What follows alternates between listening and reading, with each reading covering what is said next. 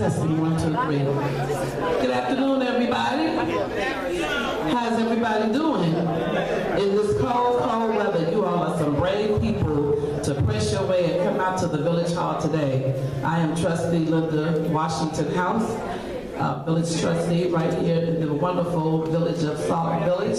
Today is a great, great day. We're here for our meet and greet the candidates for election 2015. I chair the Neighborhood Watch program, and we meet every Monday. It's every second Monday of the month at the fire station at 7 o'clock. And my committee and myself are very excited today to have all of you here, to have the candidates here. And without further ado, we're going to get the forum started. The format will be as follows. We've had a lot of questions, so I just want to be clear so everyone can know the direction that we plan to go in today. We're going to have the school board candidates that are incumbent and those that are running for school board meet and greet first. We're going to pull numbers so that everybody can know where they're going to be sitting up in the diocese. Once the candidates are seated, in about 3 minutes, we will give them a chance to get themselves together, and we're going to begin our moderators. I'm going to introduce them to you shortly to begin to ask the candidates questions. After they ask them questions, maybe 3 questions each at the most, we want to just mainly meet and greet the candidates today. Then we're going to allow the audience to come in to ask a few questions on the microphone to the candidates for a short period of time, maybe 15 minutes worth of Q&A. And then we're going to allow the candidates to have closing remarks and let you know what they want you to go home with knowing about them. I just want to thank all of the candidates that came out to participate. It's a very exciting time for Sauk Village. I've seen a lot of you all passing out your literatures and knocking on doors, and the residents know that the election is coming up, and we are very excited, and we wish all of you good luck. The Neighborhood Watch is not biased, so we're just here today to meet and greet the candidates and to give you a little feel of who they are and what they're about. Everybody understand what's going on? If you understand, can I have a big hand clap for these candidates? They're going to be working hard. We have 6 weeks until election day. So what we're going to do, so we want to make sure that everything is above board. We want everyone to be comfortable. So we have this beautiful, expensive vase. It has numbers inside. So we're going to ask all of those that are running for school board if you'll come over here on this side at this time. I want you all to give them a big hand clap as they come over here. Come on, you can do better than that. Come on, Sauk Village. All of these people are running for your school board, District 168. We are also videotaping this, and it's going to be on YouTube, so the weather is cold today. If a lot of people don't end up making it, it will be shown over and over and over until election time, trust me. So, with that said and done, we only have one gentleman. Who do we have listening? Is everybody here? Okay. Oh, okay.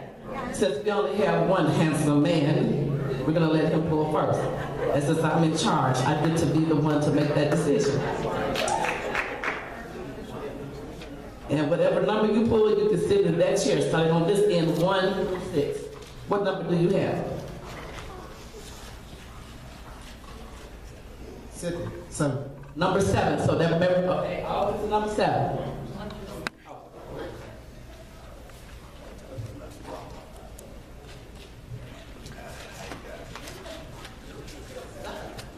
Oh, it's a quiz. 6. Sit.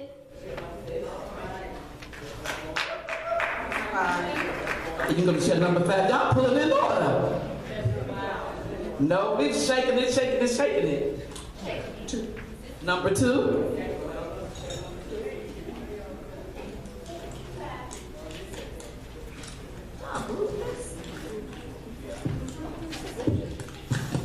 Number 1. Go to chair number 1.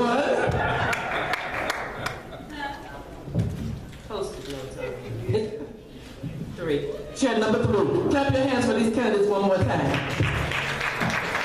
So we have 1, 2, 3. Who pulled 4? Okay, then we're going to ask whoever pulled 5 to just slide down. And then you all can slide down in sequence.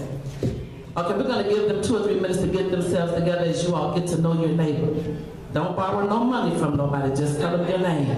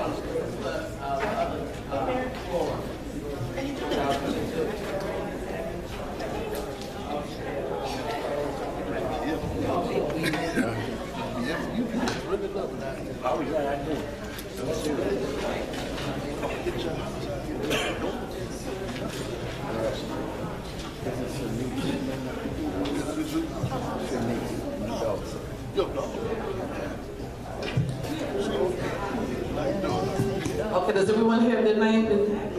What?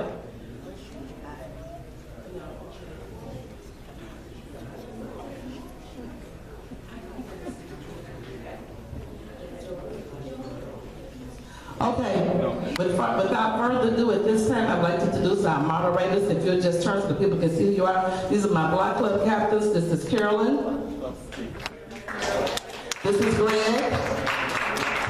This is Bernadine. And this is our neighborhood watch secretary. This is Rachel. So what they're going to be doing, they're going to be asking questions, just general questions that we received. And they're going to ask one question for everyone to answer, maybe 3 questions. After that, we're going to have a Q&A from the audience, where the audience will be able to come up and ask a few questions. And then we're going to end with the candidates giving their closing remarks. Without that, without further ado, let's begin the forum. Ms. Jones. Yes. Accessibility. How important do you think it is for the staff members to know you? Will you make yourself accessible to all parents, staff, and administration? They can't hear. You gotta talk right in the mic. Okay. And the question is for everybody, so all the candidates here, there's one question. The question that she's asking, everybody will answer it. Thank you so much. Accessibility. My commitment to my staff is 100%. And I think that shows in the fact that book fair, I'm there for book fair, Wagner and Rickover. If you don't know where I live behind Rickover. Wagner is by 394. My commitment to my staff and my students, I would walk from Rickover to Wagner to participate so that they know who I am. When they knock my door, they know it's the book fair lady. So my commitment to them is 100%.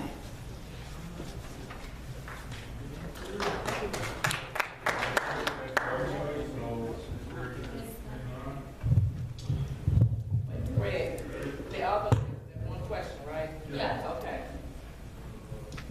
Accessibility. My commitment is I'm everywhere.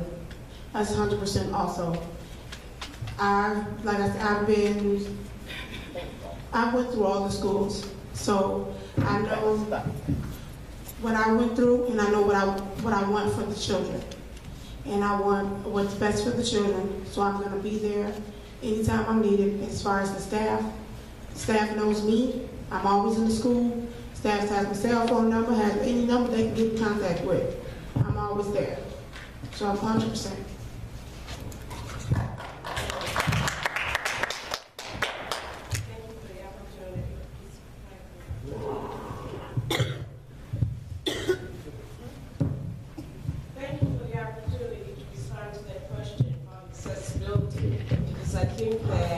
It is very important that school board members are accessible not just to the school staff, but to the parents as well as the students. I think that I'm a very approachable individual, one that would carry forth the responsibilities of being available and accessible to the greatest extent necessary. However, in doing so, I would also know that it's very important as a school board member to follow a chain of command as well. Being accessible does not mean that we carry any and everything back. We have to go through the normal process, and I would be more than willing to do that.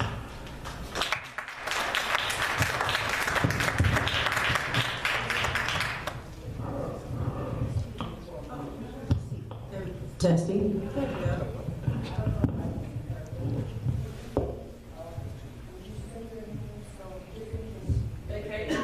Say your name, okay. Just in case you're kind of far away from someone to read the sign or whatever they have.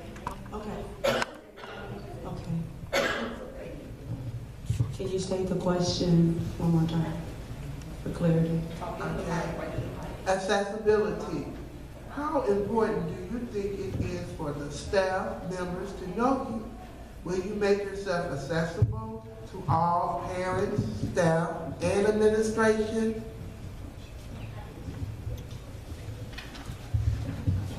My name is Sharon Archie Davenport, and for me, before I answer the question, can I give a disclaimer so that my son is very sick, and we've been in the emergency room all night, and I won't be able to stay the whole time, so I don't want anybody to think that I'm just skipping out. Before I came, he's still wheezing pretty bad. I just gave him a breathing treatment and some steroids and some medicine to keep him going. When he wears off, he gets back. So I need to get home before anything else happens with him, so I don't want anyone to know, but I did. So I was not going to come today, but because my heart is with the community, my heart is with the staff, but yet first and foremost, my heart is with my children. I wanted to come and at least show my face and acknowledge you all to let you know that I am here, but I do have to take care of my son. That goes along with the question that you just asked about my accessibility. My children come first for me, but I love all children. One thing about me, I have always been very vocal about being one that supports students, staff, and stakeholders. That is my motto. That is what I do. I have proven that. That's what I work on a daily basis. I prepare myself and have my mindset to continue that work if I'm re-elected in, to continue to be accessible, to be touchable, for the staff to be able to feel comfortable enough to come to me. If someone comes to me, the challenge of that accessibility, which I am fully accessible, I actually have dedicated my life and time for this community, for this area. So though I have side jobs that I do, I am a full-time mom, full-time board member, to have the availability to be at the events, to shake hands, to be a support to the staff, to the students, to be a support and listening ear for the community. But when I am being a listening ear, again, it is important that we do have a chain of command. For instance, if we're out somewhere and you share information with me, or you give a phone call and say, you know what, this parent is having a problem, the first thing I have to do, I'll hear it out, yes. And I may just well go back and tell some of the board members or even tell the superintendent what happened, but I'm going to tell you, have you checked with your teacher? Have you spoken with the principal? I will make sure that you understand our chain of command, so that not only do I show you that I care and I'm listening, but I also want to make sure I do my job in redirecting you to the chain of command that is necessary, and hope that you will be comfortable, and that will help a person to be comfortable to do what they have to do. So that's pretty much my accessibility.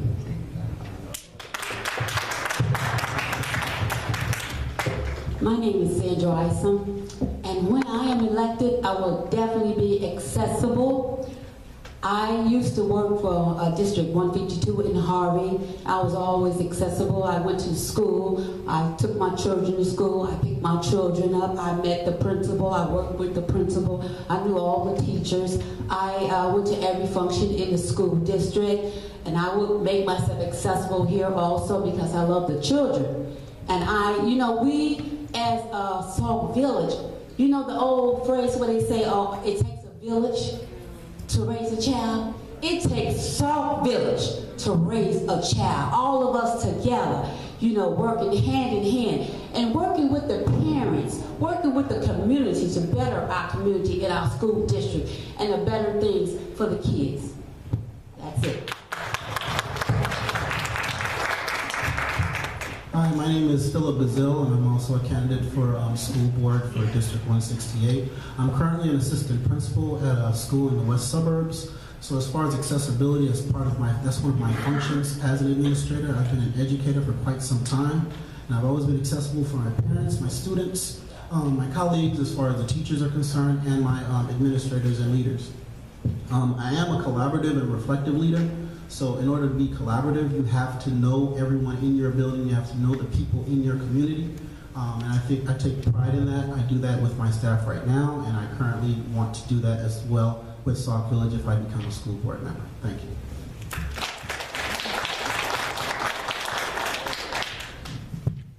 Okay, with this round of questions, we're going to start with Ms. Garrett, and we're going to move to the candidates left. Okay, Ms. Garrett, why do you want to be on the school board, and what difference can you make?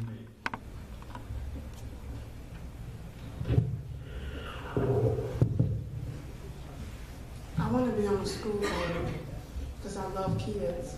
I love children. And I want to make a change. And you said the second question was what difference can you make? And my focus is the kids, the education, and the sports. I want to get our kids involved in a lot of sports as far as, because our district is lacking some sports as far as like conferences and different things like that. So I want to get our kids, you know, in the sports, so when it's time for them to go to high school, they can be ready so they can get scholarships and go to college and, you know, and excuse me, sorry. And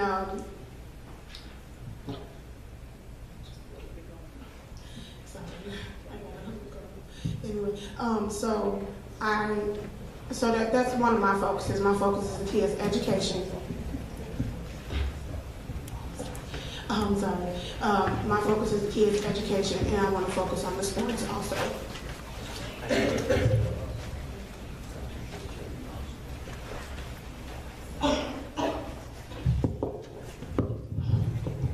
I am Marva Campbell Pruitt, and I would like to share with you why I would want to run for the school board. One of the reasons that I would want to run is because from past experience as a former board member a number of years ago, I found that it was very challenging and it was a very exciting experience. And it gave me an opportunity to communicate and contribute to the improvement of a community. And I believe that being on the school board for School District 168 would give me that opportunity. It's going to give me an opportunity to share my knowledge, my experience, and my talents to improve our overall school district, but not just the school district, but the community as well. I believe that I can represent the varying diverse needs of our community, and I can ensure that all has a voice in the educational process. I think that I can help to create stronger ties between our schools and the other municipalities and others. I have a personal interest in the welfare of our students in this school district, as well as the educators who provide them the service. I believe that it's very important that the community look at the District 168's model, where it says it takes a community to serve our children. And I am of the community. I have no children. However, I have thousands of children because I used to be a school teacher, I used to be a principal and a superintendent. So therefore, a number of the students that I had way back when, and I'm not going to tell you how long ago it was, I still communicate with them. And some of them still call me mama. And I appreciate that. I get calls on Mother's Day, get cards still, just as if I actually had a child. But I know that to be an effective school board member, I need to be a great communicator as well. And I honestly believe that I have all of those traits and qualities that's necessary in order to be an effective school board member. What difference can I make? I believe I sort of wound it into what I was saying already, in that I know that the talent and the experience and knowledge will serve District 168 well.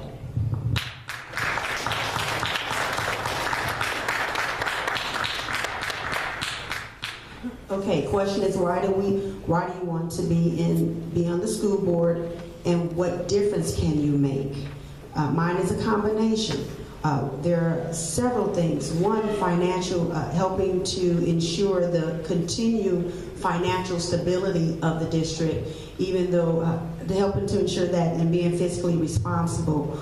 with the finances, as far as making sure that we have the necessary funds to do what's needed to help the children to move forward and have the supplies and the technology in the schools to help them for education, making sure the infrastructure is up to date and just keeping things going. So making sure that we're bringing in those finances. One of my strongest things that I have a very strong connection with U.S. state and local representatives to get in their faces to make sure we can bring back and that they remember District 168 and Sauk Village and put us on the map to get what we need so that we can move forward.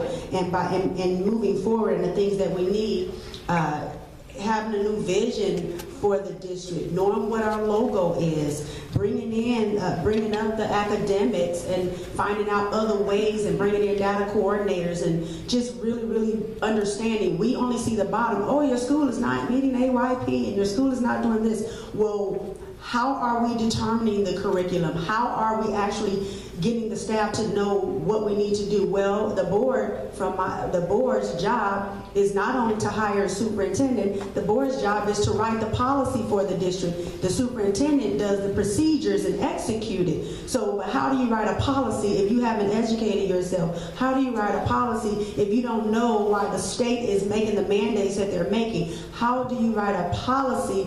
And I watch Undercover Boss. I don't know if you all do. I always relate to that. How do you write a policy and you've never stepped foot in a building and you've never been accessible to the community or the people and you're not listening? How are you able to move forward and make sure that the stakeholders' rights are not being violated because they are tax-paying bodies, they are citizens, when they actually come to you, when they know that there are items on the agenda or controversial items, and you don't take the time to want to hear their voice and consider the community's voice in the decisions that you make. So for me, these are some of the reasons. Bringing in the performing arts, making us well-rounded. We are the biggest filtering district, filtering into Bloom Trail, but we have the least amount of students in their performing arts and in their sports. So what can we do here? What can we bring here? Those are things that I'm interested in. The playgrounds, Strasburg and Wagner, just being well-rounded, making sure that the policy, our board policy, is up to date, that is in line with the state laws and the local laws, and that we keep that up to date, and that we're actually not just doing policy, but following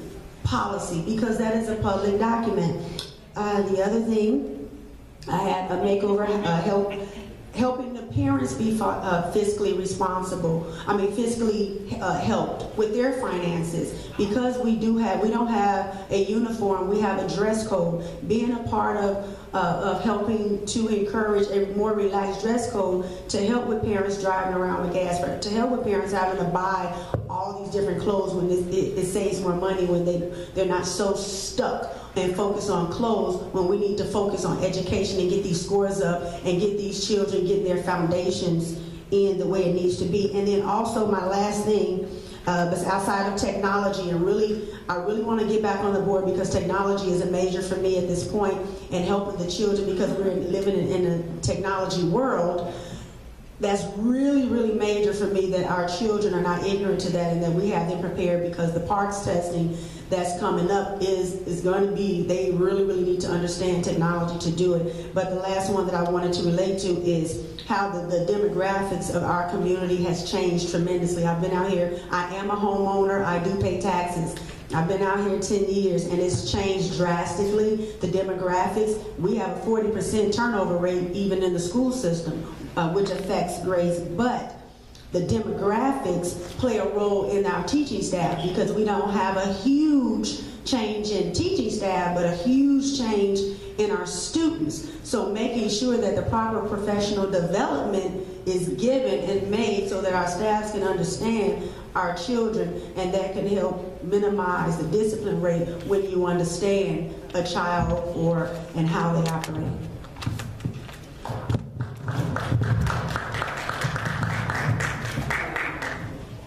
Right before Sam starts, I just want to acknowledge that we have another candidate that came in, want to participate, so we're so honored that she's here. Come on, Ms. LaTanya West.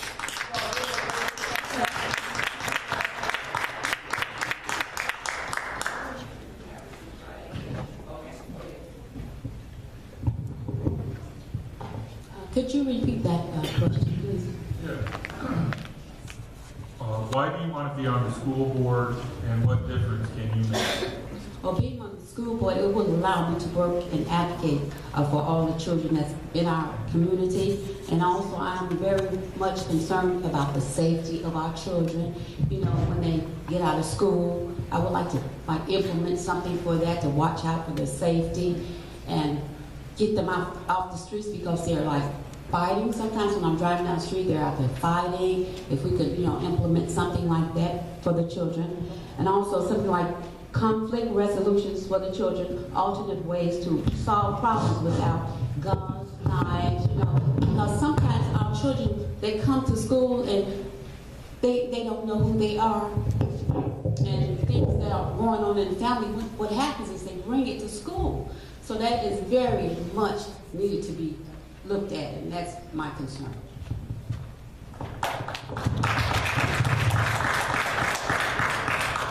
Hi, my name is P.L.A.N. running for the school board. One of the reasons you asked why run on the school board, the first thing is to prepare our children for an opportunity to compete at the highest level of education and also in life. How I'm going to do that, I want to make sure that they have academic excellence and have social responsibility and also be accountable for all of the actions. Some students, they don't understand accountability, and I think we have to instill that in them, and it's also by leading that or showing that to them as well. And one of those things, my mission is on the school board is to provide resources and policies and guidance to allow children to compete in an ever-growing global society and to teach them social, ethical, and moral responsibility to become great leaders of tomorrow. We need to involve our community and our students and our parents in all the decisions that we make. Like I said before, I'm a collaborative leader. I don't believe in making decisions on my own. The school board doesn't make decisions on their own. I think that we need to lead by example. So in the effort to help our community become a better community in the schools, we need to involve our students in decision making. We need to involve our parents in these decision making. We need to involve our businesses in these decisions.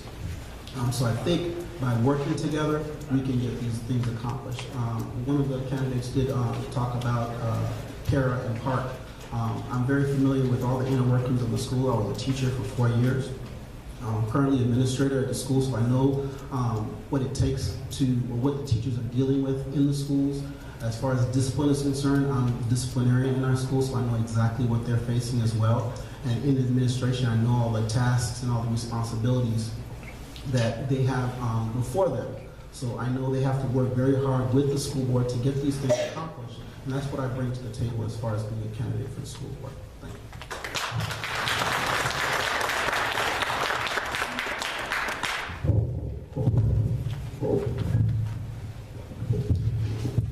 Hello, my name is Latanya West.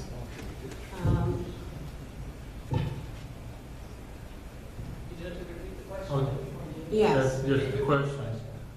Why do you want to be on the school board, and what difference can you make? Okay. My major concern, and the major reason why I want to be on the school board is because what drew my attention was the academics. District 168 has low academics. The children are not meeting academics. They actually only have about approximately 24% of the students in the district that are even meeting state standards.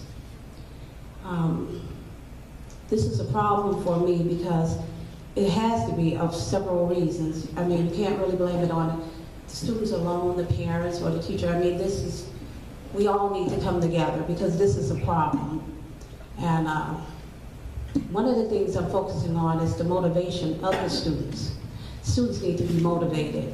And one of the things we found that can motivate the students is programs.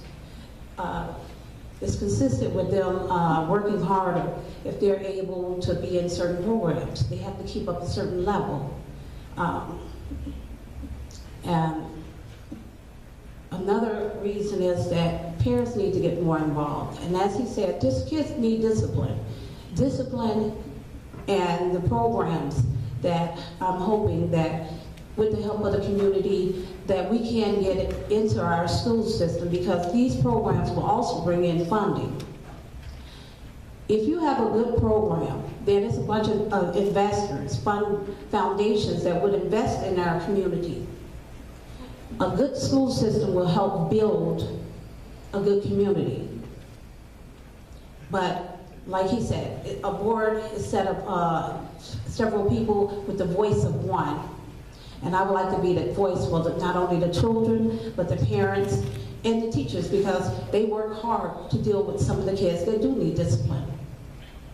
And if I was in there, then those are some of the things that I would like to work on.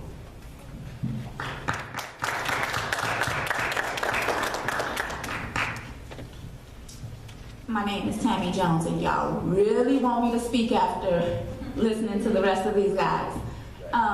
Well, for me personally, my desire to be re-elected is to live up to the standard that our former superintendent left us with. Every child, every day. But I'm a realist, so I'll take 99% of those. I'll take the flaw of one, possibly. But I became a board member in 2011, and I started that journey because I was that parent sitting in the audience, and I had something to say. I needed to know why, and you were gonna tell me why, and I shake my head like this because that's how I shook my head at them, and they was gonna give me answers. But now I sit on the other side, and I hold my head still because I have a responsibility not only to the parents, but to the district and the stakeholders to hear them and understand what they're saying and continue to govern through policy to help, as opposed to being that parent with my head shaking, wanting to answer, needing to know, because I did not understand. But after spending the last 4 years in the buildings, seeing what the students need, hearing the teachers, what they need to help the students, hearing my taxpayers say, do you really have to raise my taxes? And understanding all three sides and looking back at policy and how it helps guide us to making the decisions that's going to reach every child, every day. So ultimately, my goal, re-elected, back in my seat, is to continue going through policy, cleaning it up, making sure that we are being financially responsible, but also providing every child, every day, with whatever it needs within our means to be successful, well-rounded, not just educationally, but socially. Some of our children are going to need social skills to make it in this world, and they don't have that. But we need to find a way to collaborate, the educational and social, so that we have well-rounded students that can go out and survive and be productive citizens in Sauk Village.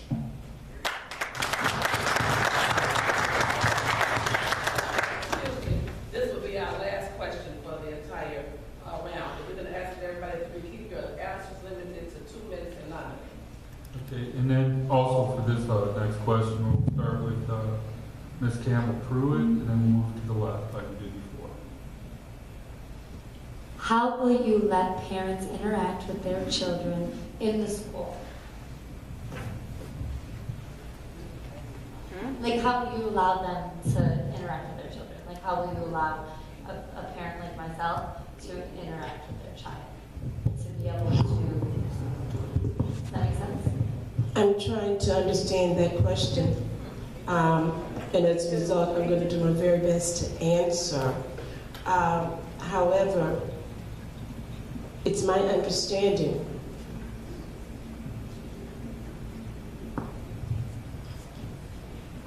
Okay, then I just will do a different question then. These were, okay, but I guess I'll just do this one. What committees would you like to be active with? Is there a committee that you would like to implement and why? Do you all understand that question? Is it clear?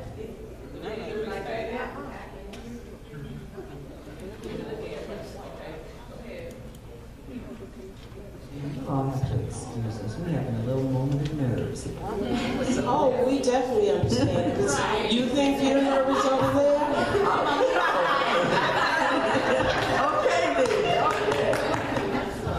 I think that I understand the question well enough to answer. Okay.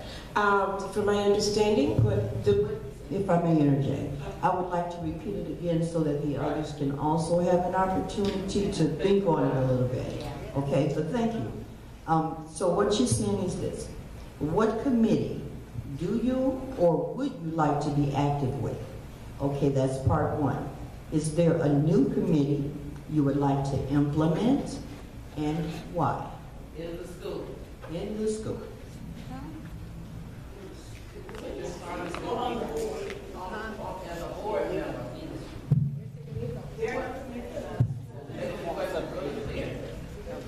As a school board member, the committees that you have right now in the schools, whether it's sports or athletes or homemaking or sewing or cooking, whatever's going on in the school, what committee or what program you already have in the school as a board member you want to push to see the children to be more active with, or there's not a committee that's already within the school that are for the students you want to implement for the students to benefit from. That's the way it should be working. Everybody clear? yes. Okay, you have 2 minutes to respond. Again, I'm Marvin Hamlin Pruitt, and I think what I would want to focus on in terms of, it's not necessarily a committee, but it's credentialing.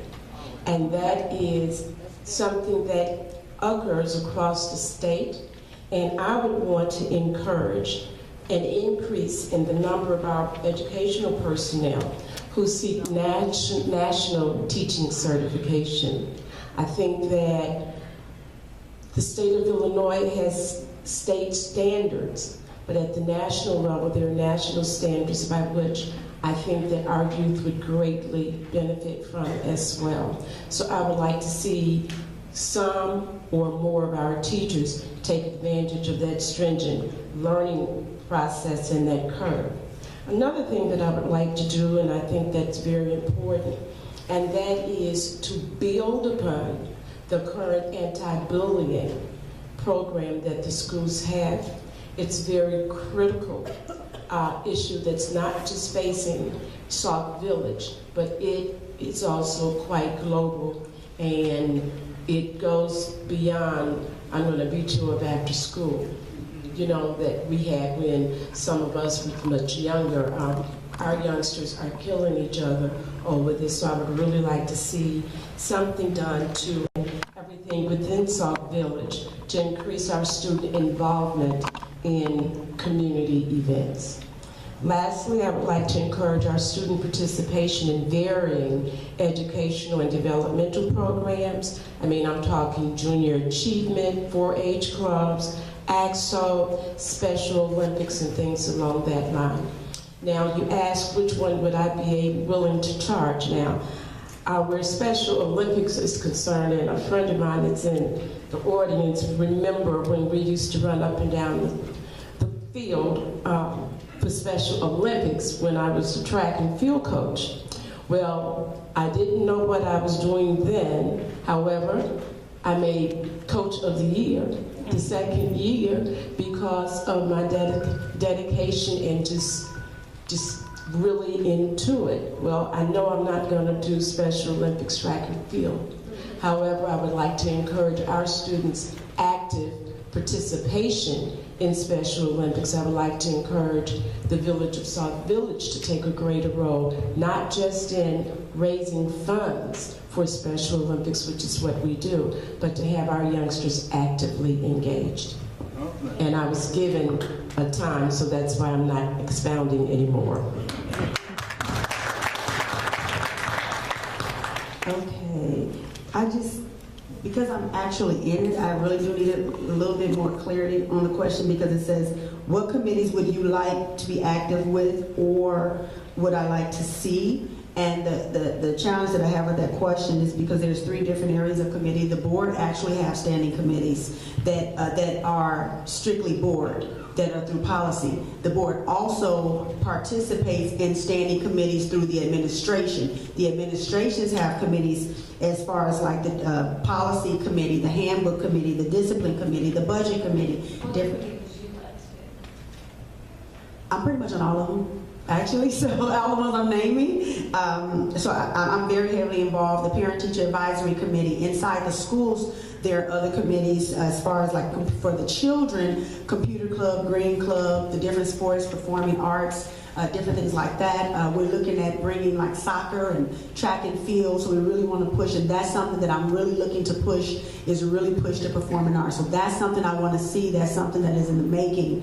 As far as what's in the making, what I would like to see. The teacher committees, of course, I can't be a part of those, but it's important to me to see the teachers continue to communicate with each other so that they can learn, from each other and just take note of what each other are doing to try to help each other in their own classes and excelling and help get the children's scores up. Because even though everybody thinks that we're not really meeting and exceeding, before we were testing people on all categories, and then we found out when our data coordinators came that it was best to teach them only in let's just do math and reading, because when you do math and reading, it's on a timetable. They're able to finish the test faster, the scores go up. If they're trying to do everything, then the children are not finishing the work, and then they get the answers wrong, and it looks like our scores are way down. Thank you. Time's up.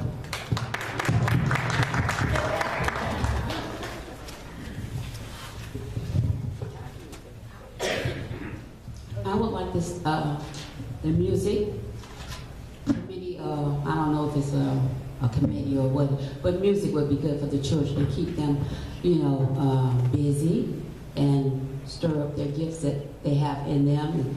And music is also calming to the soul.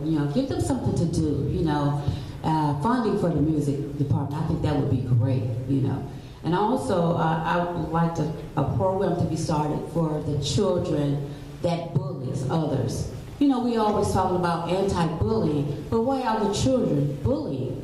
It's a problem, and we need to cease that problem and come up with something, to talk to the kids that are bullying and just deal with the problem that issues that they have.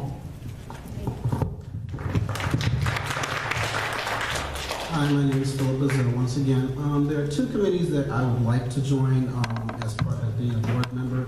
One is the policy committee that addresses discipline, which is 7190. One of the articles in 7190 is the bullying policy as well. Also the finance committee, so we can determine exactly where our funds go and how we can address certain needs that we have within the school, whether it be with technology, whether it be with athletics, so we spend our money frugally and not, without cause. A committee I would like to create is a community service committee, one of which would develop social responsibility for our students. Many of our students and people in the community, they don't have discipline because of the fact they don't get involved in the community. They don't know how much we need each other in order to make our community great. So having a community service committee to develop social responsibility is one thing I would like to create. Thank you.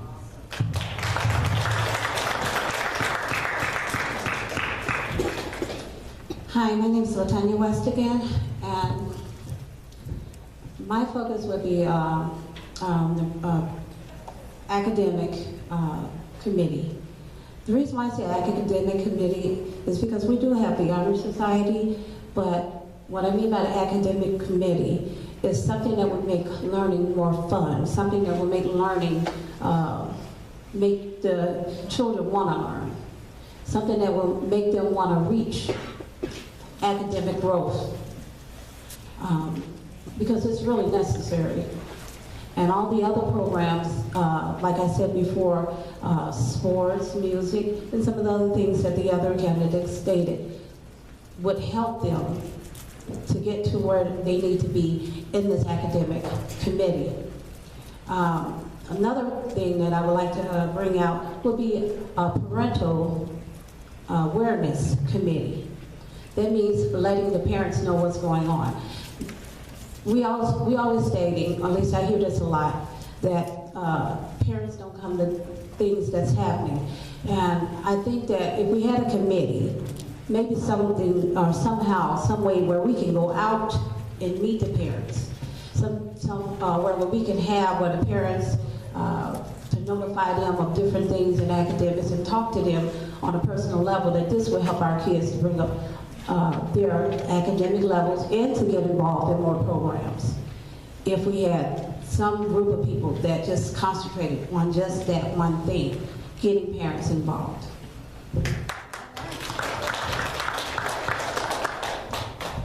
Okay, Tammy Jones. As an incumbent board member, I thank you guys for your comments and suggestions, because I've heard a lot of things that our district is already doing. That's how great 168 is. But for me, one of my desires is to see another language being taught to our children. When we speak of being well-rounded, we cannot be well-rounded speaking one language, because now we live in such a diverse universe that we need a second language. So my desire is to bring some type of second language to our English and our other bilingual students, so that we are performing well-rounded students. My second desire, and it pulled me, the board pulled me away, is to bring Girl Scouts back. I did it in our district for 8 years, and just to see the faces on some of those babies was amazing. But my commitment to the board became much more than was explained to me. And so I had to let that go, but Girl Scouts is on my list of things that I would love to bring back to the village.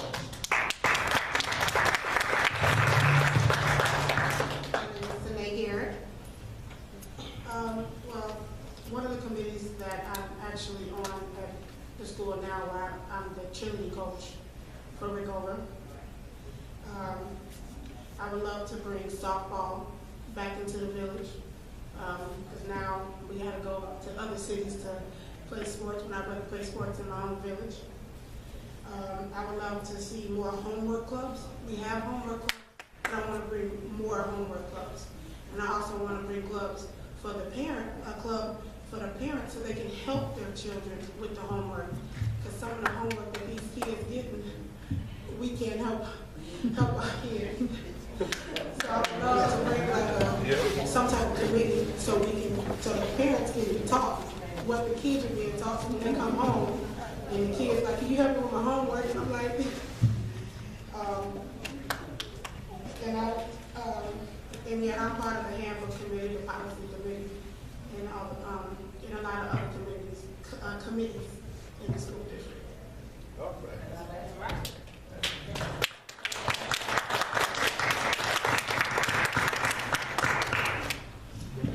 Let's give all the candidates a great big hand clap. Come on for answering these questions.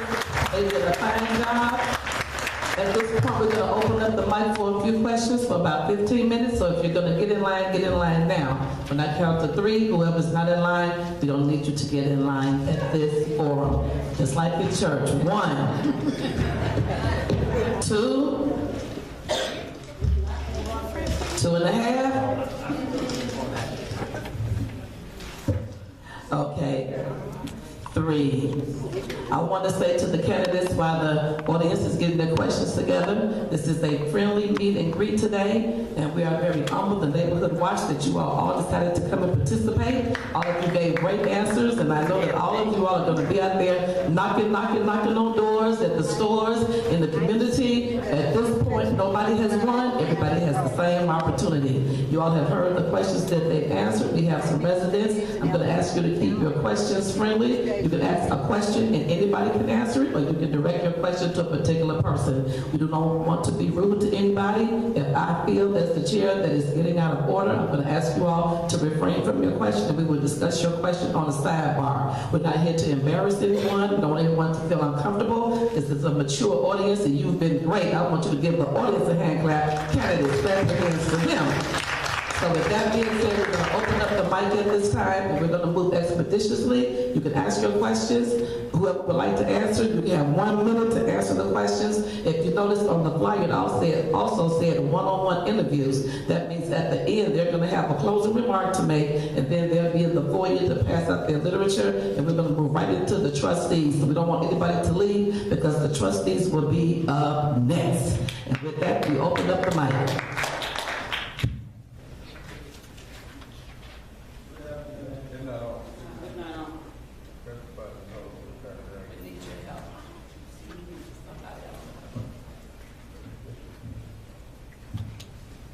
Good afternoon, everyone. My name is Jimo Kasali.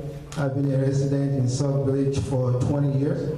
I am the most senior board member in District 168. I thank you all for electing me twice. Before I get to the question, I just want to give the audience a brief of what's been going on in District 168 school board. So, because a lot of people died for us to have the right to vote. So your vote is really very important. So when we're all done, I will give you some of these papers to know the truth. Because Sharon is a good person. Jones is a good person. But they have been behaving very bad. Okay, hold on 1 minute, Mr. Casali. We're not going to campaign or bash anybody? I'm not campaigning. Okay. I'm just giving the people the facts because Okay. 3 of these people here, they don't want them to be on the ballot. Okay. So you can find out just facts is all I'm giving. Okay, Mr. Casali, listen to me. I'm in charge. Yes. I'm in charge. Okay. And I'm saying this, we're not gonna call any names, we're not gonna bash anybody or talk about what anybody is not doing. You can ask a question for the board to answer, but that kind of dialogue, you'll have to talk about it outside. Other than that, I need you to refrain your question to the end, and that's it. Okay. Okay. All right, to Sharon, the teachers union has filed a complaint about you, and there's an investigation. What do you have to say to the people about that? Actually, we're here, that is actual parent information, confidential information, but because you brought it up and I know you're not gonna let it go, I am gonna answer the question. Yes, everybody, there has been a union complaint filed against me because I choose to follow our handbook and our policies. And the same thing with our board. Right now, what Mr. Casali is doing is because I choose to follow the policy and the handbook.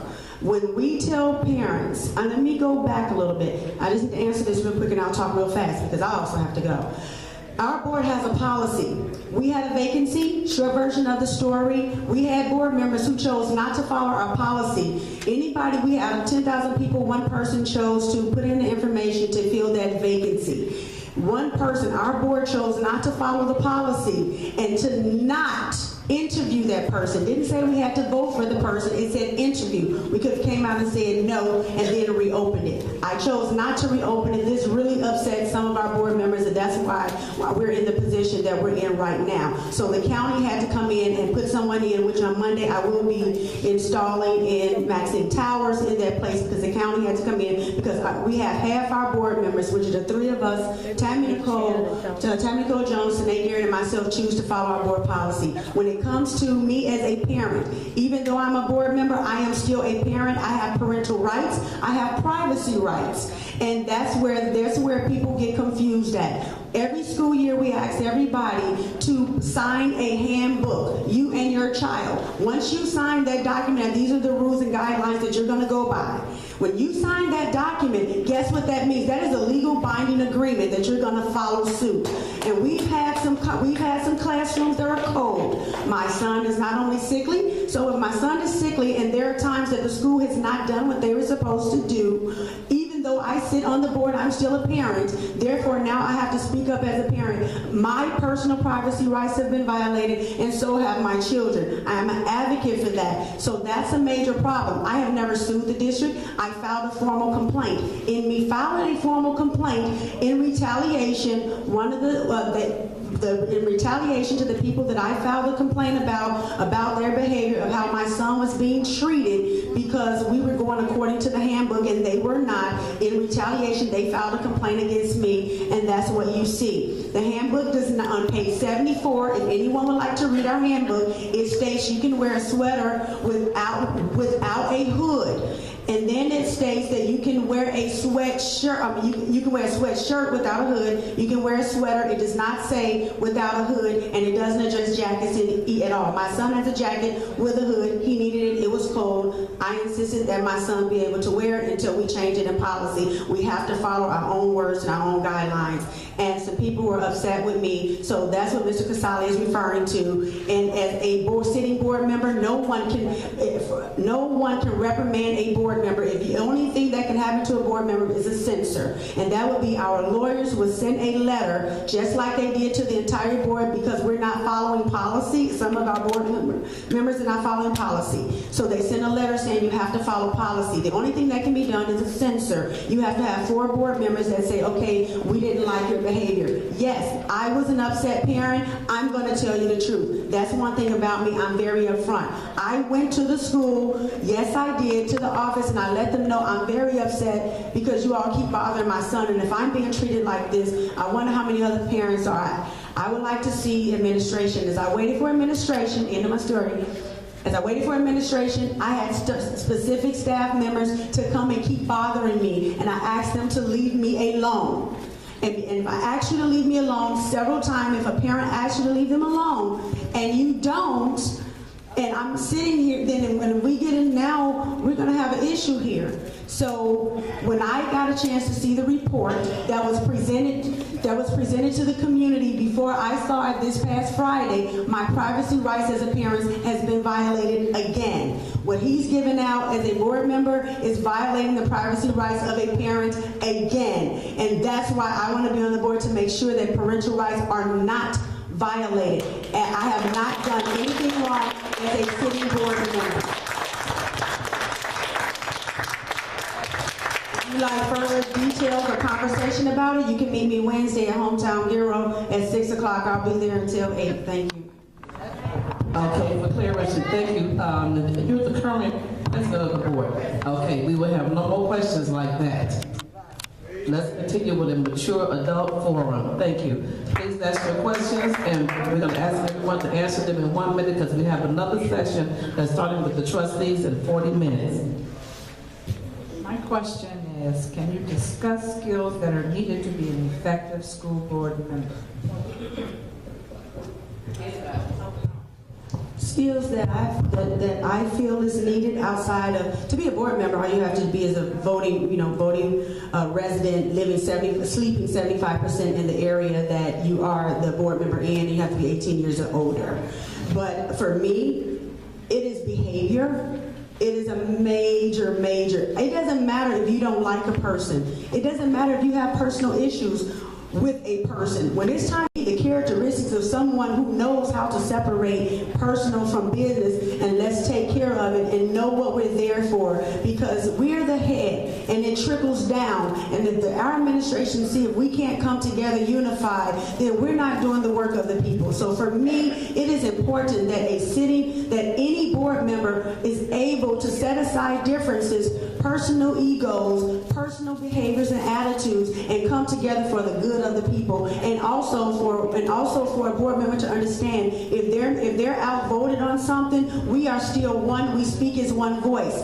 I will be honest with you. We had a 4-3 split hiring our superintendent, but we speak as one voice. I was a no vote. I had an option. We had 2 candidates. It was not that I did not like our superintendent. It was I had an option of 2, and I went with the other one. A 4-3 split, but I still spoke with one voice with my board. I vowed to everyone I will work with Dr. Donnelly, and to this day, I work very closely, and I have kept my word in working with Donnelly. That is so important, a characteristic that even if you're not in agreement, you still show a united front. I would like to say something, a skill that I think is needed, and as a board member, and I'm not a board member yet, but one thing that I do believe is teamwork. I believe it's teamwork, and it's the 8 people, because the superintendent should be that 8th person where they can all have a voice, where they speak as one, where they can come together and make decisions, and not just their own decisions, but the best decisions that needed to help the children and to promote education, not only to the children, but to the family and the stakeholders. Hi, I'm P.L.A.N. I'd like to answer that question. Number one, you have to be a knowledgeable person about the tasks that are ahead of you, so you need to know about what's going on in the school and what the schools are facing in order to be an effective leader. Number two, you must be collaborative. You can't work by yourself. You can't do this thing by yourself. You have to be able to communicate and work with others. And number three, you have to have the passion and the commitment to complete the tasks that are laid before you. Thank you. No, I would like to answer. I was, trying to follow protocol by raising my hand, that teacher or being in the school setting just hasn't left me. I think that I would make a very effective school board member. And the reason I say that is because I have 4 distinct qualities that I feel would be very beneficial. One of them, the first one is a team player. I think that you have to, as Philip stated, you have to be collaborative. You have to be able to work on a team. You have to be able to realize that you have to know or learn and be proficient at building consensus. If it's not the way you would necessarily want it, once the vote is in, you are to perform as one collective body. That's teamwork. And I know that I have that ability.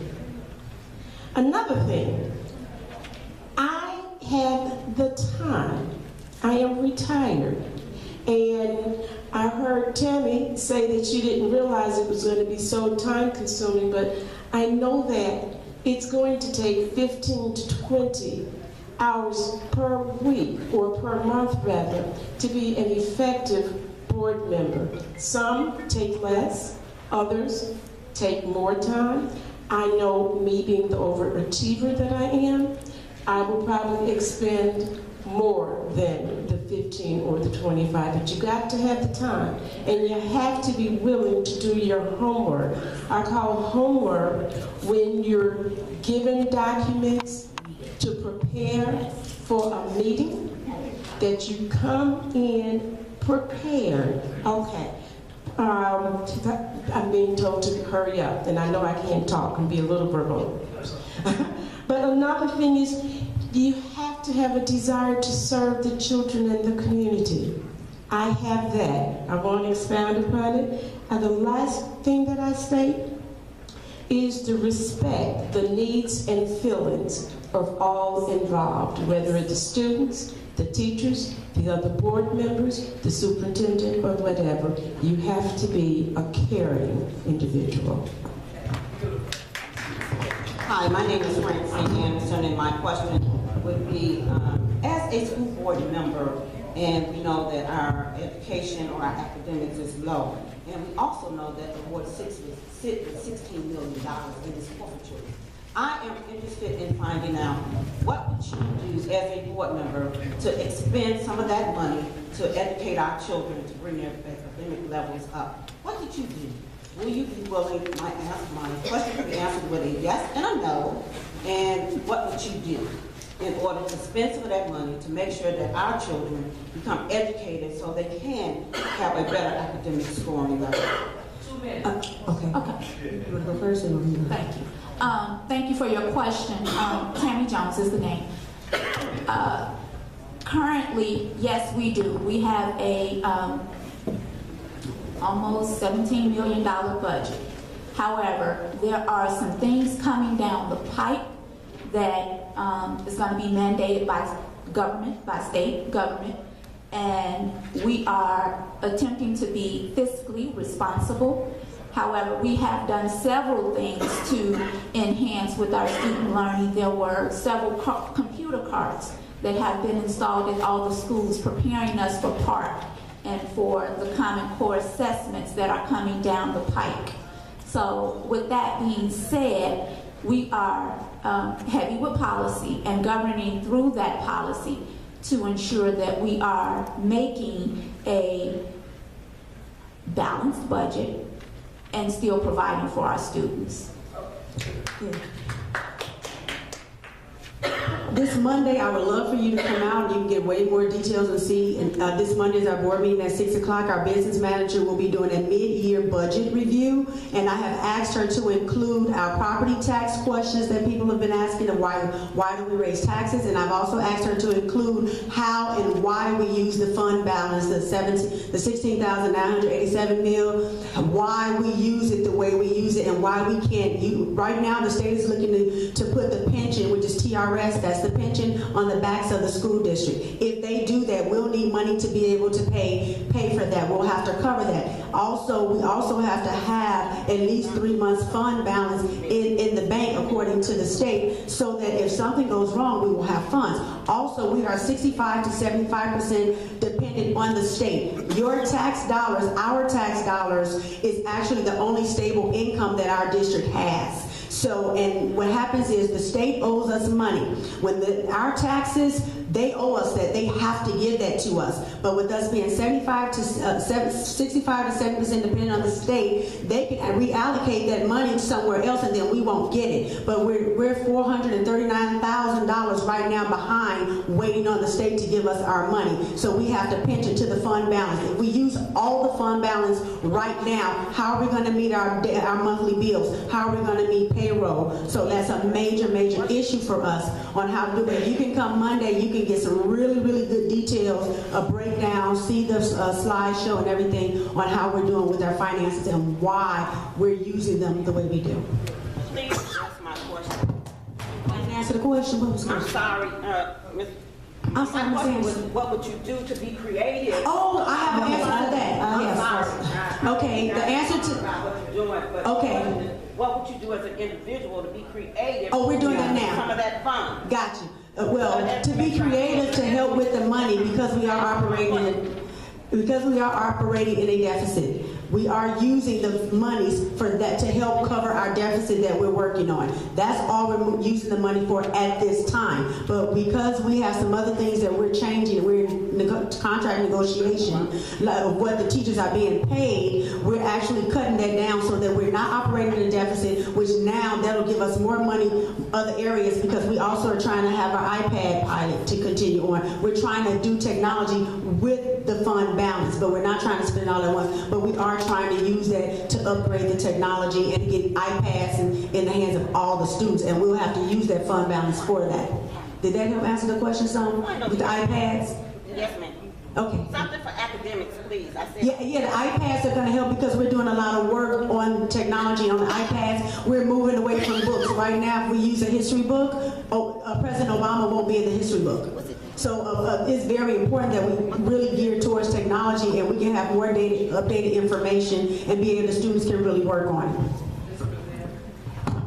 Number one, the board is responsible for finances and making policies. As far as $17 million being in the coffers, it's really not a lot of money. That can dissipate very quickly depending on how the government funds us. As far as being creative and doing things with our money, I don't know what initiatives the school has currently, but you don't necessarily have to spend a lot of money to get your scores back up. There are several things that teachers can do, staff can do to create activities, homework clubs, different focuses on how you teach lessons and training our teachers to help facilitate and increase our scores. So as far as hitting towards the finances that we have, we really do have to be frugal in our spending, but however, we do need to take the building leaders, which are the principals, the assistant principal, the administration, those are the people who actually take care of handling those issues within the schools. Thank you. Also, I would like to say, as far as getting funds for programs, there are, and I mentioned this before earlier, there are funded foundations that will sponsor programs. If the programs are planned and implemented properly. And so these funds can be allocated to the schools for the programs, but we have to have a plan. We have to have a plan, and my focus is on academics and also after-school programs.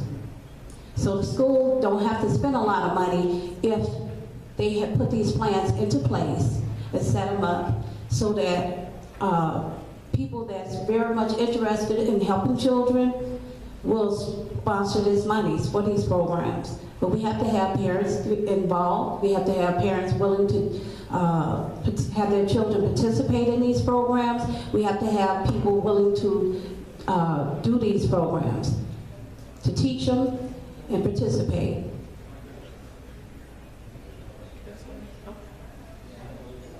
Okay. To expedite the time, we're gonna stop at exactly 2:35. So when you ask the question, you're gonna ask that at the most 2 people respond. Go ahead, Rachel. Okay. Hi. First of all, I would like to thank everybody who had signed my position when I was running, and I wanted to make it clear the reason that I initially did back out was because of me not being prepared enough and me not knowing exactly what the school board entails and how much time it would take. So I just wanted to emphasize that I do appreciate everybody who did back me and support me, but that, you know, that's the main reason why I had backed out was because of my not being able to. Anyway, and my question is, I don't know if this exactly is with the school board, but is there, I know that she was saying the Girl Scouts, which I think is a great thing, and the bullying thing is a great thing, but is there anything that we can have other than the Blossoms program at Wagner with mothers and babies so that we can interact with our children before you all get them better?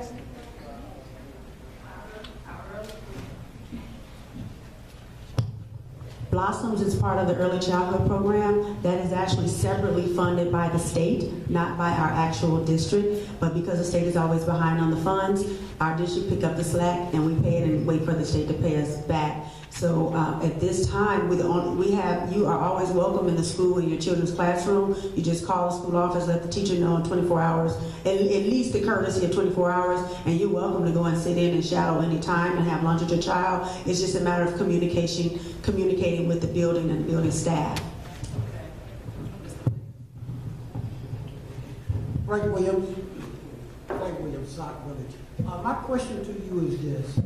In the last 4 years, our children's reading skills, can you tell me how far advanced that they came from 4 years when you took office is to where they stand right now, and what were you going to do to improve the reading and writing skills of our children in school? I don't have the actual numbers in front of me at this time, but I can get those for you and follow up with you. But what we're doing right now is what I was saying earlier with the data coordinators. We have a data coordinator there, and we found out that we were testing the children on all areas, language arts, reading, math, social studies, and they weren't finishing the test because it's a timed test. And then if you don't finish, those answers are marked wrong, so it makes our scores look low. So what we're doing now, and we've already started doing it this current school year, so in August we'll know the real numbers and have better numbers in the fall for you. We are actually focusing them on math and reading. We had cupcake calculations today to talk about parts to help us to get ready for it. And so now we have special programs. We've implemented Stride Academy and different other training systems children can do at school, during school time, they can do after school, and they can do at home to help get them and better prepare them for these tests. And then again, when we do the test, they're going to do math and they're going to do reading, which will now, because it's time, give them more time to complete it, which gives them more correct answers, which makes our scores go up higher. The second thing was Mr. Brazil, hold on, Mr. Williams. Mr. Brazil? I would not do that approach per se. As far as like focusing on just reading and mathematics, that takes away from being a well-rounded student. What I would rather do is promote some initiatives that actually enhances the reading or mathematics scores, which we do. Social studies involves reading, science involves mathematics and reading as well. So we can focus on those skills, those literacy skills and computational skills in all those classes, but we need to focus and have our teachers focus on those particular skills with homework assignments. There's this other thing called Lexia, which is a computer application that actually students can do at home or on the weekend or when they're on vacation to enhance their skills, and they get credit for it in class as well. And there are several other initiatives that we can actually instill in the schools using the computer system that we currently have now to help increase our scores. Thank you. Mr. Williams, could you just ask, okay, Ms. Howard, who's also a school board member, Mary Howard. Thank you for coming today. I just want to quickly say the entire state took a hit with new cut scores, and you were correct when you said 24%. At this time with the new formula, the old formula, we were at 63%. And so the state redid the formula more closely to match the high school formula. So I'm sure that we will bring that percentage up in the future. But my question for you today is, what special strengths do you believe you could bring to the board in just a few words? Just a few words. Tell me what special strengths you could bring to the school board. Okay. Well, don't nobody really know this, but I'm specialized. One of my specialties is program design, and that's why bringing in programs to increase the academics is very important to me, and it's something that's familiar to me. So those skills there, as far as my personal skills, would be my determination and my ability to help others. And my ability to help others, especially children, because I am a social worker, so I have worked with children in that aspect before. I also worked at Kennedy King College. So that to me is a strength and helping the kids to bring up their academics. And as far as this, with the 24%, when you said that there are going to be changes made, the changes are going to be only made in the formula. But what about the kids, the process?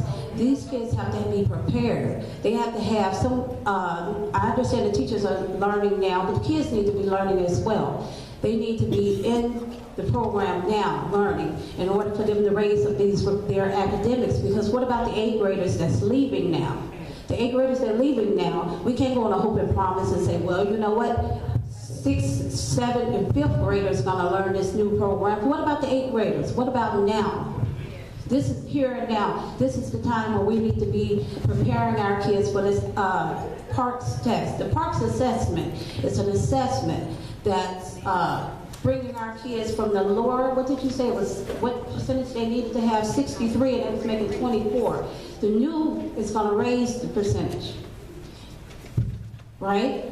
Am I correct? They're going to raise the percentage. So they're going to have to jump from 24% to whatever percent they want them to have now, college level. That's what the state's college level. So you want us to say, well, okay, it's fine. No, we need programs for that. And I'm not saying that it's I'm fine. prepared for because I'm telling you the difference in that. in the percentage. Yes, I am a program, I design programs. That's one thing I do. Thank you. May I answer? You asked specifically what traits do I feel that I have that would make me successful as a board member. I'm just going to list them. Dedication, knowledge, experience, technologically sound, I'm a visionary, I'm goal-oriented, and I'm a policy. I'd like to piggyback on a comment Ms. West made, and I talked to you about this before. Now, when we're out there on the street talking to people about residents about various issues, they bring up something that's important to them. And my whole thing about this is that communication is not there. You know, some of these residents out there, they don't care, but they just want stuff done. They're not going to come to board meetings to find out what they can and cannot have. Okay? They want to know when they're going to get implemented. Now, the first thing I asked you about, Ms. Davenport, is that it was a rumor, and this is just a rumor, is that the fire hydrants there were not working. So the resident who asked me about it, oh, no, you know, we can't have it. I don't care where we at. That was going to be one of my next big campaigns. But nevertheless, you cleared that up and talked to the residents about it. But the point I'm trying to make is that communication is not there with the board members. And Ms. West indicated taking a group of residents to talk to the parent one-on-one, and you might get them pulled in to what you want them to do. So my point that I'm trying to make is, what would you guys do to improve the communication? And secondly, there's another resident who asked me about, she has to bring her baby to the preschool, and a lot of times it's cold. She wants to know why she can't get bus service. Now, the resident only knows that you guys are sitting on 16 million, so she wants to know why her baby can't get bus service. So I told her to go to the board, of course, I have, so that's my question. To better communicate with residents, what would you do? Okay, thank you, Ms. Ford. Yes, we did speak about the fire hydrant. A lot of things regarding the board, we have to go through the communication through our superintendent, which is where I immediately referred. I went and asked the superintendent, but I also immediately referred Ms. Bernice to her. But one of the ways that we try to communicate with our parents, we have a phone blast, we do mailings, we have newsletters, and actually for some of the stakeholders don't have children in the district, and there's the question of, well, how do you get information? So to them, so that is still something that's in the making that we're working on. We have a community fest that is also posted where everyone is welcome. We had a district program yesterday where everyone is welcome, and we're there to communicate. We have a parent coffee. Our superintendent and each principal at each school have we call it parent coffee. We probably should change the name because you don't have to be a parent. We had a grandparent there yesterday at one of our schools. That came in. It doesn't matter who you are. If you're a stakeholder in this district, these coffees are groomed to sit down and have donuts and coffee with a lot of times the three of us are there, board members or one or the other, we're supporting there. But you can ask any question you want, any topic you want, get any information that you want. And then when it comes to the early childhood program, again, that is actually financed. We do pay for busing, but early childhood is financed totally separate from our district. That is a different state program. And they actually guide how that program is even ran, what they can do, how they can teach, that whole thing. And we follow suit and just follow the legal guidelines behind that. Thank you very much, Ms. Couch. Yes, now that the new governor is coming out with a proposed budget, how is it going to affect District 168, and how do you plan to address any shortfalls? I would love to answer that question because I was there. Believe it or not, unfortunately, I hate to say this on camera, but don't believe what you really heard on the camera, because I was actually there in a meeting this week in Springfield, and I was out there advocating for our town and for the school district. And they made a promise that he's for all students, even though he was really pushing charters, the conversation of charter schools. He made a promise that he's going to increase funds for early childhood, and he made one other promise. I can't think what it is off the top of my head. But when I raised my hand to ask questions about, he said he's not going to make any decisions for the next 6 months. But he's already made decisions. He's already taken money and cut funds in the early childhood area. So it's not much that we can do about it, but just continue to meet and stay on top of our state representatives, which we met with all 5 of them while we were there this past week, for them to stay on top of things for us and speak out and know that District 168 is not just a number, District 168 or Sauk Village, but we are a people, and we do have needs and we have expectations. And if you promise us something, we expect to see it, and we're proving ourselves. Thank you very much. Mr. Stewart. Larry Stewart. Question. We have candidates up here that are running for re-election and candidates that are running for those spots. My question is commitment. We're listening to how you sound. Some of you sound good. We can pick and choose which ones. My point that I'm getting at is, what we have, can they work with what we may get? Do you think that you can rise to the level of commitment to work with what is considered opposition at this time? If the 3 committed ones that are already there lose their seats, do you think that you that are candidates can raise to the level of what we're hearing? And explain why in a minute. Thank you. We have 2 people that can respond, and you have 1 minute. I would like to respond to that. So please state your name. My name is LaTanya West. The board to me is one. The decisions have to be made as one. If you can't get along with the members, then you have no place on the board. It's like a job. People go to work every day. You don't have to get along, but you got to do your job. So as far as can I raise to the standards as working with them, that's what I do. I work with people. I don't worry about what people do. I'm not concerned about their character, how tall, how short, or any of that. My major concern, as far as the school board, is the education of the kids. And if you are, if you are on the same level and you feel like they're number one, then we're on the same level. It's the children. The bottom line is the children. It's the children and it's the community coming together to support the children. Okay, one other person. Number one, I've been talking about being a collaborative leader since I've been up here. It's very important for you to be able to work with everybody around you. You may not like everybody. Like she said, it has to be a business. You have to run this like a business. Whether you like somebody or not, we have to be here for the interests of the children. So I'm more than willing to work with anyone. I have worked with people who I wasn't necessarily fond of, but I respect them.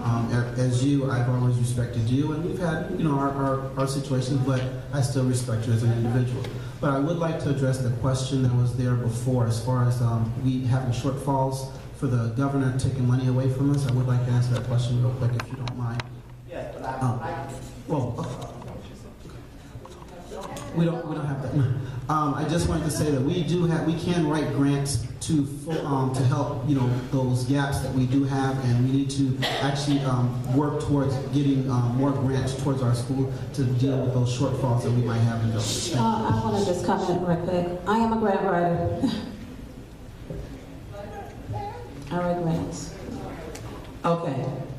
At this point, I would like to first of all thank our audience for coming. I would like to thank our moderators, Rachel. Let's give them a big hand clap. Rachel, Bernadine, Greg, and Carol. They're on the neighborhood watch. They're block club captains. They're preparing for the trustees to come up next. And as you prepare to say your closing statements in 1 minute or less to let the audience know what you want them to go home with about you. We're going to start with Ms. Tammy Jones on the intercom. All the way down, you only have 1 minute to give your closing remarks. I want to remind you that the Neighborhood Watch, thank all of you for coming, and we do meet every second Monday at the fire station of the month at 6:30. This forum was put on because residents asked who are the candidates. They had no idea who they were. They heard names, but they could not relate their names with a face. So I am humbled on behalf of the committee that all of the candidates decided to come and to participate. I know it was nervous, but all of you did a great, great job. I want you to give them a great big hand clap. It's been brutally cold. It's been below zero, but this audience fought the weather. It came out today anyway. We're going to ask you all if you all would stay and support the trustees. I see people on their phones still inviting people to come to hear the trustees in their room, which is going to be starting in about 15 minutes. So in conclusion, when you finish, you will be able to go into the lobby and pass out your information, set up coffee sips. Some of you all may want them to come on your block or come to your house and meet with your neighbors. Some of them don't have a campaign office, so they need to have those coffee sips on the block. We encourage you to get with the candidates when they come down.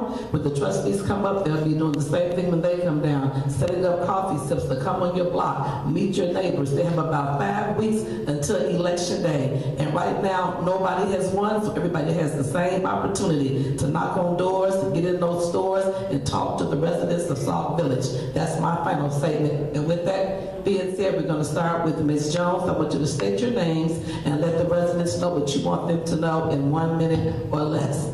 Thank you.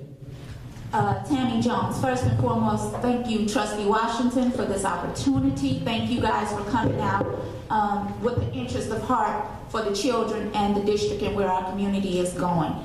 My only plea to you is, if you are looking for somebody who believes in every child, every day, if you are looking for someone who believes in governing through policy, policy is the key word. I'm asking for you to re-elect Tammy Jones.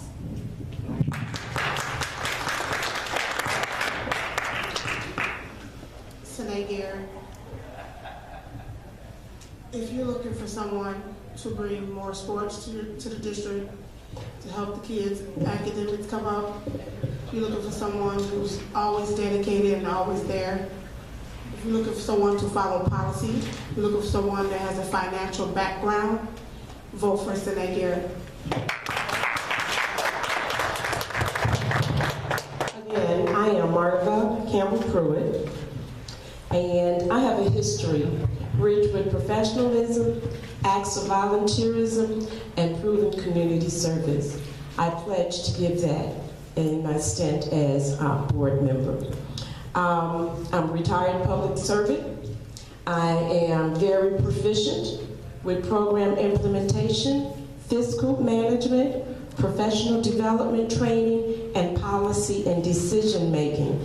I have represented at the state level at Illinois State Board of Education on their advisory committee. So when I say that I bring a solid level of experience, I do. And I know that that's going to benefit us overall. I truly believe that the residents, if they were to vote for me to the 2-year seat, that it will produce great dividends for the school district and set it upon the path of greater progress, as I have a personal interest in preserving and improving the quality of our school system. And I'm aware that to be effective, I must collaborate as a team with other board members, with our children as the ultimate focus. I will work together to accomplish the board's goals.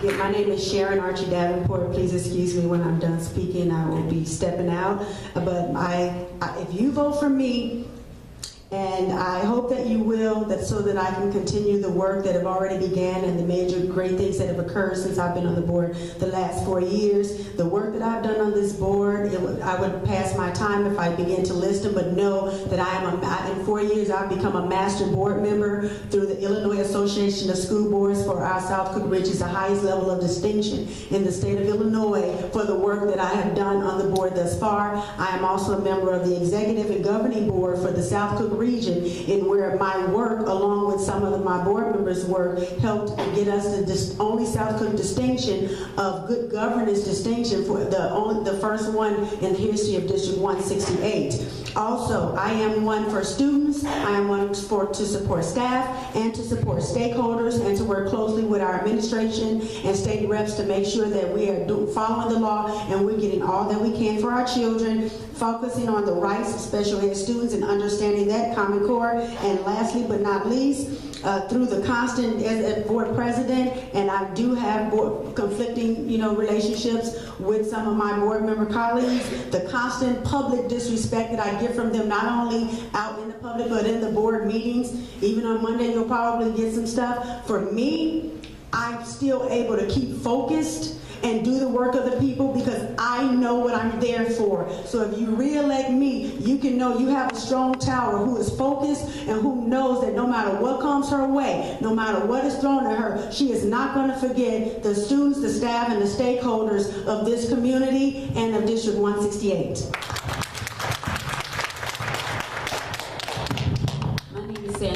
And I will be responsive and receptive to parents, staff, students, and community at large, encouraging open dialogue. My efforts as a board member would center on serving all of the children in the community. And I would also like to create a long-term vision, mapping a course that provides the necessary opportunities for the students. And also, I do have 10 years experience in underwriting, so I dealt with policies and regulations. Hi, my name is Philip Bazil. What I strive for is academic excellence, social responsibility, and accountability for all students. My goal as a school board member, if elected, is to provide the school district with resources, policies, and guidance to allow our children to compete in an ever-growing global society, and to teach them social, ethical, and moral responsibility, and to become great leaders of tomorrow. How, you ask? By setting high academic standards and expectations for our students and ourselves, collaborate with the staff, students, and the community in creating a grander and more unified district. So please elect me this April. Thank you. Hi, my name is Latanya West again. And my major, if you vote for me, my ability to help our children raise their academics is my major focus. I want them to be able to, I want people to be able to look at Sauk Village and say, look at the change that have been made. I want people to be able to see the growth. I want, if you're looking for a person that's hardworking, dedicated, and someone that's going to educate herself on all the needs that's needed for me in order to do this position, then you have the right person. So please, vote for Latanya West. Let's give all of them a great big hand clap. Thank you, candidates. Congratulations, and good luck to you all. The election is going to be April the 7th, 2015. In 10 minutes, we're going to be starting with the trustees, so we ask you not to leave, to stay, to support the trustees forum next. Thank you very much.